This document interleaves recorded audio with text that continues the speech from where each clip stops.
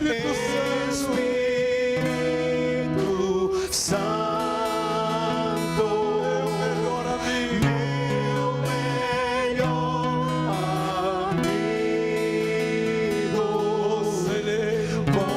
conselheiro eterno, meu bom para sempre tu serás.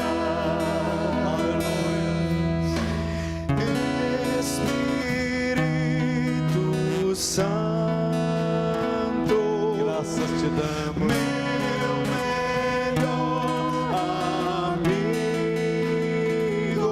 Canta, igreja. Conselheiro eterno, pra sempre tu serás.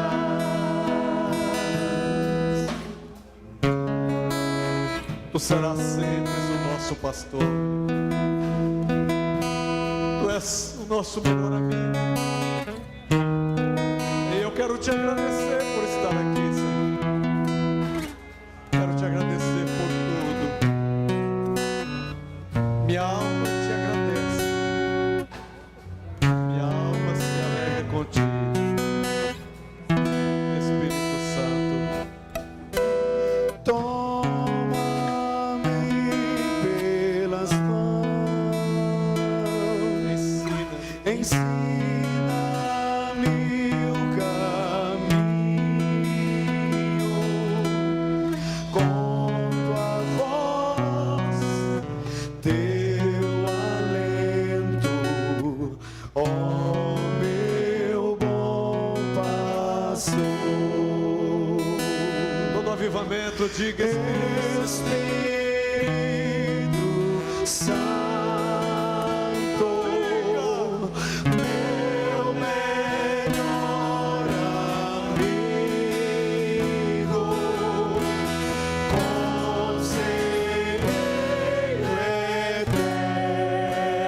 eterno, pra sempre tu serás. Os homens cantando: Espírito Santo, só os homens, meu melhor amigo, conselheiro eterno, pra sempre tu serás. Só as mulheres. Espírito Santo, meu melhor amigo, conselheiro eterno, pra sempre tu serás. Todo avivamento cantando: Espírito Santo, meu melhor amigo, conselheiro eterno, pra sempre tu serás. Sem os instrumentos, só o coro. Espírito Santo, canta avivamento, meu melhor amigo. Diga pra ele nessa noite: conselheiro eterno, pra sempre tu serás. Mais uma vez, avivamento. Espírito Santo, meu melhor amigo. Declara isso. Conselheiro eterno, Pra sempre tu serás. pra sempre tu serás.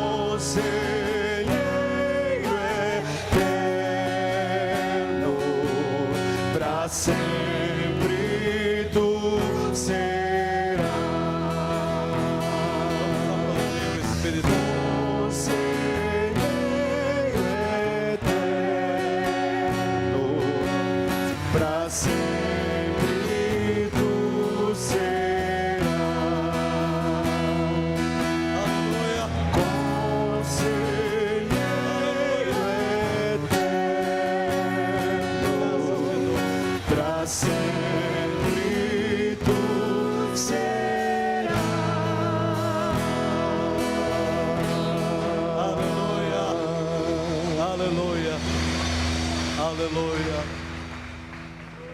Diga comigo, avivamento. Meu pastor é o Espírito Santo. Meu pastor é o Espírito Santo. Ele que me pastoreia. Amém? Pode se assentar no seu lugar. Cântico dos Cânticos, capítulo 3 de Cânticos.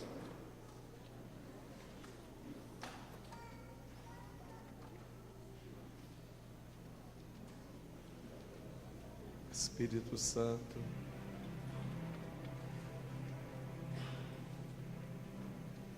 obrigado por tudo que o Senhor fez. E obrigado por tudo que o Senhor está fazendo. Graças te dou, Espírito Santo. Graças te dou, Jesus. Meu amado Salvador. Cânticos capítulo 3. Quem achou diz amém. Todos acharam? Cânticos capítulo 3.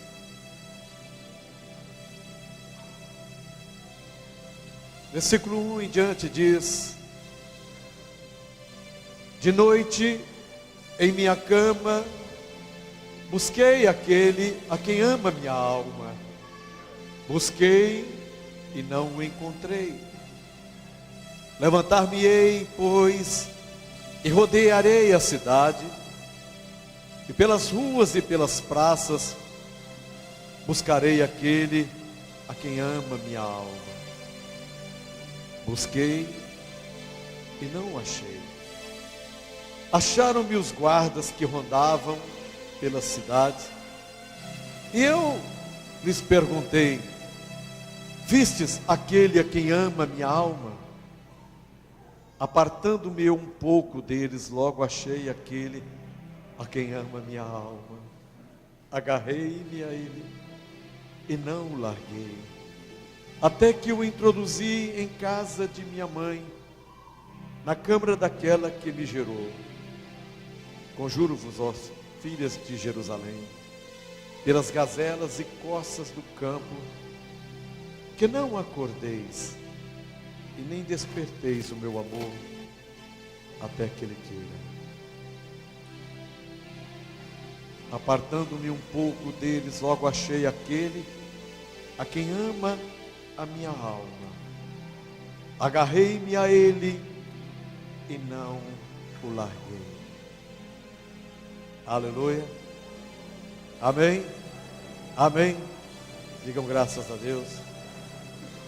Fecha sua Bíblia, fecha os seus olhos. Diga comigo: Espírito Santo, quero me assentar aos seus pés nessa noite e aprender com o Senhor. Fala comigo, em nome de Jesus.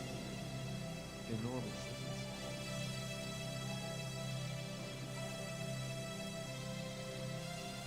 Tive a necessidade dessa busca. No fundo, me sentia um homem vazio, um homem que tinha uma preocupação em pastorear uma igreja, porque já estava numa idade que, se fosse arranjar um emprego, talvez não conseguiria. Mas a busca pelo Espírito Santo, a busca pelo Senhor, ela começou em 2008. Mas verdadeiramente em 2010, o Espírito Santo começou a trabalhar comigo. Porque eu me lembro que eu fui conversar com um pastor, amigo meu, e quando ele estava conversando comigo, ele estava falando de oração. E Deus disse para mim: você está vendo este homem, Renato? Este homem é um homem de oração. Este é um homem que me busca. Mas é um homem que não tem visão. Agora, você, Renato, é um homem de visão. Mas não é de oração. Imagina o que eu posso fazer com um homem de visão e de oração. E eu disse: Deus, não sei orar mais. O que eu sei é chegar e passar uns pedidos, algumas intercessões, mas não sei mais. E me lembrei de um amigo meu que Deus o levou com 21 anos de idade. 21. E este amigo meu, ele ia para as vigílias. E eu ia para as vigílias, não para ter um encontro com Deus, mas para ver o meu amigo ter um encontro com Deus. Porque ele tinha uma intimidade tão grande com o Espírito Santo, tão grande. E eu ficava ouvindo e admirado dessa comunhão que ele tinha com o Espírito Santo. E o dia que ele morreu, eu falei assim: Deus, por que o Senhor tirou? Por que o Senhor o levou? Ele estava fazendo um trabalho tão bacana com adolescentes. E Deus falou para mim: o mundo não era digno dele. E eu tomei para ele. Você já pensou o que é isso? Deus tirar, porque o mundo não é digno. E eu disse: Espírito Santo, mas eu não sei orar. E ele disse: entra na minha presença e chora. Chora. E eu comecei a chorar.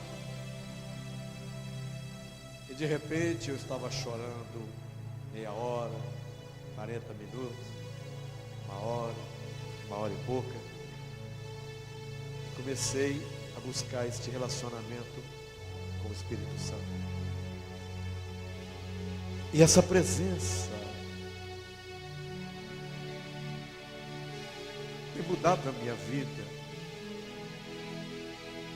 Eu me mudei. Deus me mudou. Deus fez isso. E eu sinto que não saberei mais viver sem o Espírito Santo. Não saberei mais viver sem essa presença. Sabe aquilo que te conforta, que te alegra? Sabe aquilo que te dá segurança, que te traz paz e certeza de que Ele está ali? Às vezes eu vou para o meu lugar secreto de oração e não sinto nada, mas sei que Ele está ali. Às vezes choro, às vezes canto, às vezes falo em línguas, às vezes simplesmente não faço nada, mas sinto sua presença. E eu tenho buscado tanto, querido, eu tenho desejado tanto essa intimidade com Ele. E Ele vai tirando da gente tudo aquilo que é material, tudo aquilo que é mundano. Nossos sonhos e nossas prioridades mudam. Mudam. Quando você começa a se relacionar com Ele. E eu sinto tão perto. Eu sou tão grato por essa presença. E é isso que eu procuro passar para vocês, para que vocês também tenham. E percebo que alguns de vocês estão tendo esse relacionamento tremendo com Ele. Não posso ficar sem sua presença. não posso ficar sem ele. Davi foi um homem que sabia o que era isso. Davi sabia. Quando Davi nasceu, Saul era rei e ungido de Deus. Quando Davi se torna rei, ele conquista a cidade dos jebuseus, que depois passa a chamar Jerusalém, a cidade de Davi. Mas Davi sabia que aquela cidade não seria nada sem a presença de Deus. E ele então manda buscar a arca do concerto, a arca da aliança, que simbolizava a presença de Deus. E quando a arca veio para Jerusalém, ninguém conseguiu atacar Jerusalém. Ninguém conseguiu derrubar as muralhas, ninguém conseguiu entrar, porque a presença de Deus naquele lugar trouxe conforto e garantia para a população. Mas Deus abençoou tanto a vida de Davi que ele se tornou um conquistador, um guerreiro. E Deus ia com ele nas suas batalhas, e Deus dava a ele as vitórias que ele tanto almejava. Mas um dia, este homem pecou. Um dia este homem falhou com Deus. Ele pecou contra o Espírito Santo. E Davi, ele sabia o que era estar na presença, o que ter a presença do Espírito Santo e o que não ter.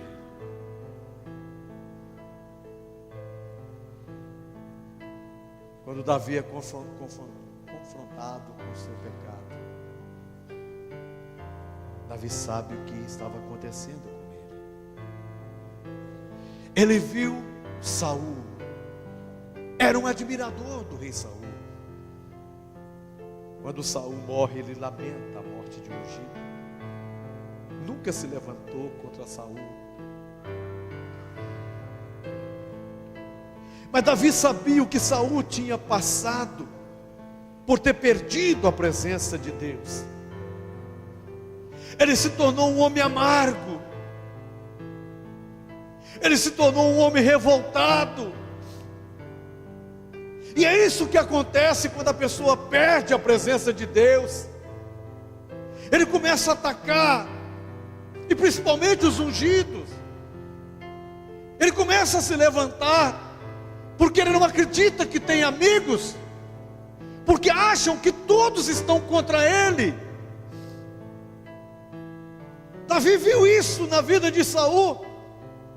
Ele viu um homem cheio do Espírito Santo, guerreiro, conquistador, mas viu um homem derrotado, porque perdeu a coisa mais preciosa, que foi a presença de Deus na vida dele. Deus não falava com Saul, os profetas não falavam, os sacerdotes não falavam. Se ele fosse usar na época um negócio, algo chamado Urim Tumim, para Deus falar, Deus não falava. Este homem se tornou um homem tão perigoso que matou todos os sacerdotes de nome. A ausência de Deus na vida de Saul fez com que um espírito maligno se aproximasse dele, se apoderasse dele. E Davi via quando ele cantava salmos, quando ele cantava, como o espírito não podia atacar Saul, e Saul ficava aliviado. Davi sabia o que era viver com Deus e o que viver sem Deus. As experiências e os momentos mais difíceis da vida de Davi não foi quando ele foi perseguido, não foi quando o desprezaram, não foi quando ele passou pelas humilhações, mas o pior momento da vida de Davi foi quando ele perdeu o Espírito Santo. O adultério de Davi fez com que ele perdesse coisa mais preciosa. Porque se Ele não veio aqui, para que eu vim aqui? Se Ele não vai comigo, para que eu ir?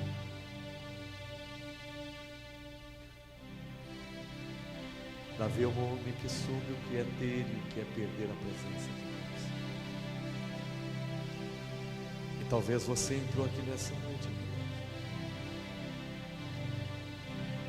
e por causa de um pecado, por causa de algo que você tem feito,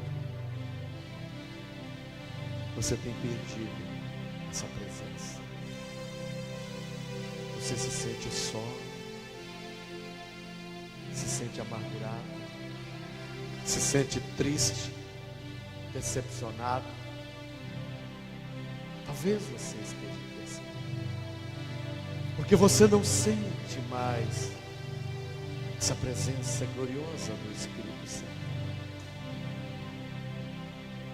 Mas Ele te trouxe aqui nessa noite para mostrar o caminho de volta, o caminho para reaver sua presença, o caminho para trazer de volta o Espírito Santo e essa presença gloriosa. Em Êxodo 33, Deus chama Moisés e disse: Moisés, pega este povo seu que você tirou do Egito e conduz eles até a terra prometida, a terra que eu preparei para eles, terra que mana leite e mel, terra que eu prometi a Abraão, Isaac e Jacó. Eu vou mandar um anjo, mas eu não irei com vocês. A minha presença não irá contigo. Quando Moisés ouve isso, ele passa para o povo e diz: por causa dos nossos pecados, por causa dos nossos erros, o Senhor diz que não vai com a gente para a terra prometida. E Israel entendeu que não era a terra, era Ele. E é isso que eu e você precisamos entender. Não é a terra, é Ele. Do que adianta ir para a terra prometida se Ele não estiver? Eu ouvi uma oração em Israel de um homem, e ele dizia o seguinte: Jesus, eu te amo tanto, tanto, tanto, que se o Senhor for para o inferno, eu quero passar a vida inteira no inferno contigo, porque eu quero estar contigo onde o Senhor estiver. Moisés sabia, e o povo entendeu, que o que fazia eles diferente dos outros povos era a presença de Deus, essa presença gloriosa. E a Bíblia diz então que eles fazem algo. Quando Deus diz que não vai com eles, quando Deus diz que a presença deles não irá com eles, eles então tomam uma atitude de luto e choro. O caminho de volta da presença de Deus passa pelo arrependimento. Eles se arrependeram. Lembra quando Jonas foi em Nínive? Deus disse: vou destruir essa cidade por causa do pecado. O rei então chamou toda a população e disse: vamos jejuar 3 dias. Nem homem, nem mulher, nem criança, nem animal, ninguém. Não come, não bebe, não faz nada durante 3 dias. Mas eles pegaram roupas de pano de saco e vestiram, e se humilharam, e se arrependeram, e Deus não destruiu a cidade. Se queres novamente a presença de Deus, se acha que perdeu a presença de Deus, se acha que não está fazendo, não está sendo como você gostaria, a volta passa pelo arrependimento. Pelo arrependimento. E o povo se arrepende. Ele sai do lado de fora da tenda, e ali eles se arrependem do que estavam e do que tinham fazido, aquele bezerro, aquela adoração toda. E quando Deus vê aquilo, Deus vê o arrependimento, Deus começa a mover. Quando você e eu nos arrependemos dos nossos pecados, dos erros que cometemos, Deus começa a mover, Deus começa a agir.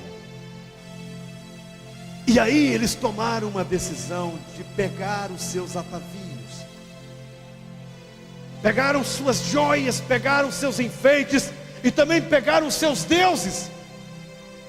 Porque quando saíram do Egito, saíram com vários deuses que estavam escondidos. E à noite eles adoravam esses deuses às escondidas.